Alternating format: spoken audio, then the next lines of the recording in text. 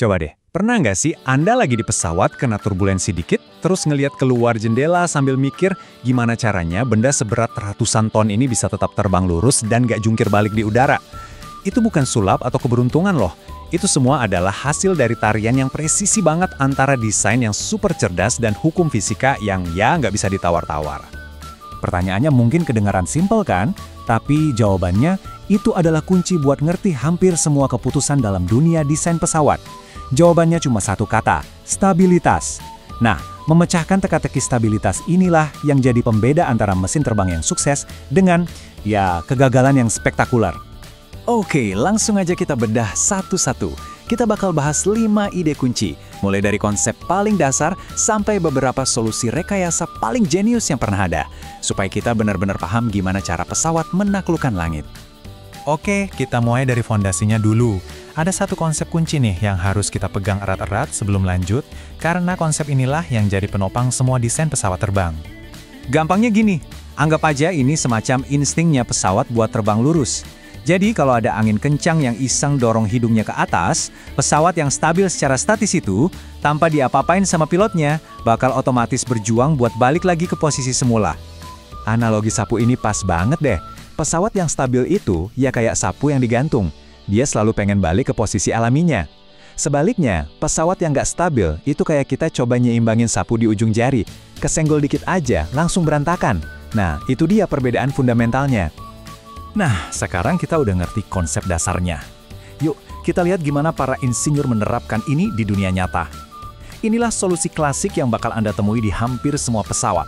Dari Cessna kecil sampai Airbus A380 yang super besar. Kuncinya tuh cuma satu.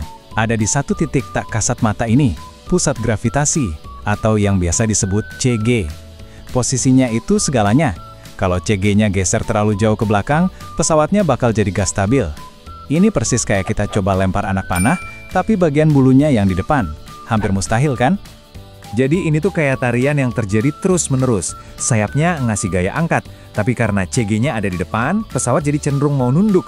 Nah, buat ngelawan itu, ekornya nekan ke bawah buat jaga hidungnya tetap lurus. Aturannya simple, makin maju posisi CG, makin stabil pesawatnya. Tapi, seperti yang bakal kita lihat, stabilitas ini ada harganya. Dan inilah harga yang harus dibayar.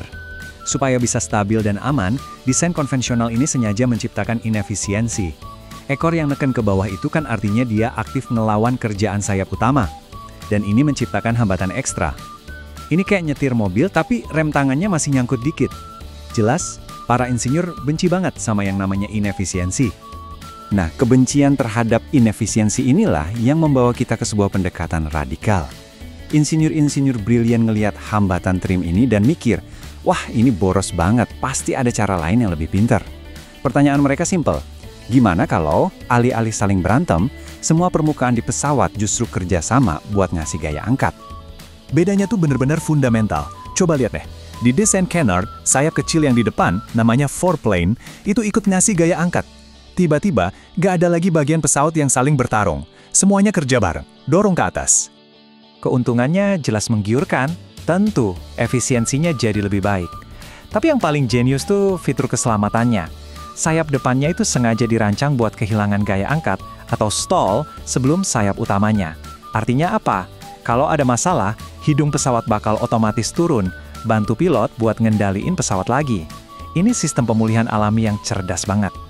Tapi ya gitu, gak ada yang sempurna. Nempatin satu sayap di depan sayap lainnya itu nimbulin masalah baru. Aliran udara turbulen dari sayap depan bisa ganggu performa sayap utama. Nah, mencahin interaksi aerodinamis yang rumit inilah yang jadi tantangan utama dalam desain Canard. Oke, kita udah berhasil ngilangin hambatan trim pakai Canard. Tapi beberapa desainer mikir lebih jauh lagi.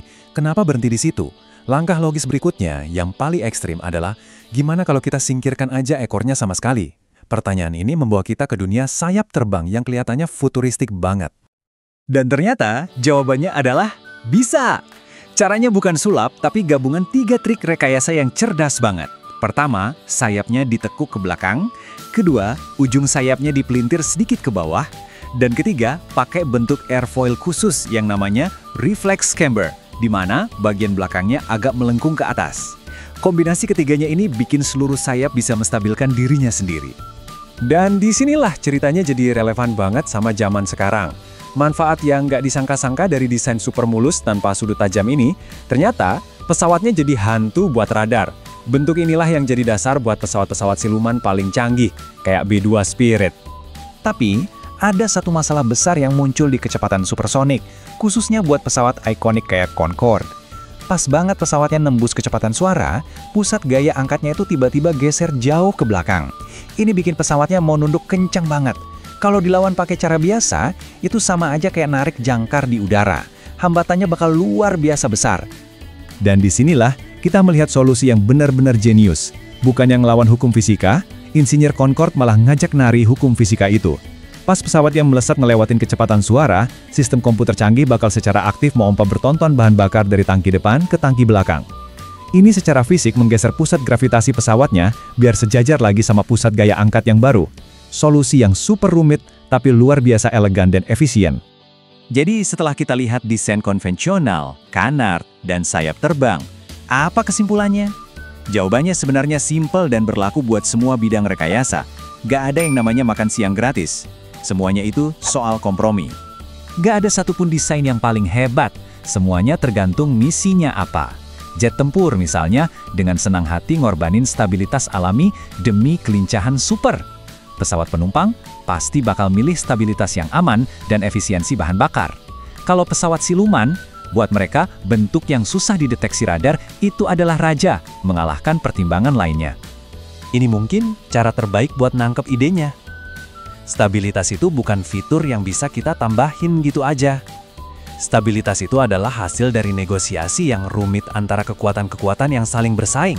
Gaya angkat lawan hambatan, kontrol lawan efisiensi. Jadi lain kali Anda lihat pesawat lewat di atas atau nonton jet tempur beraksi, ingatlah negosiasi tak terlihat yang lagi terjadi di sana. Dan pertanyaan besarnya tetap sama. Seiring kita terus mendorong batas efisiensi, kecepatan, dan kemampuan siluman, kira-kira desain mana ya yang pada akhirnya akan mendefinisikan masa depan penerbangan?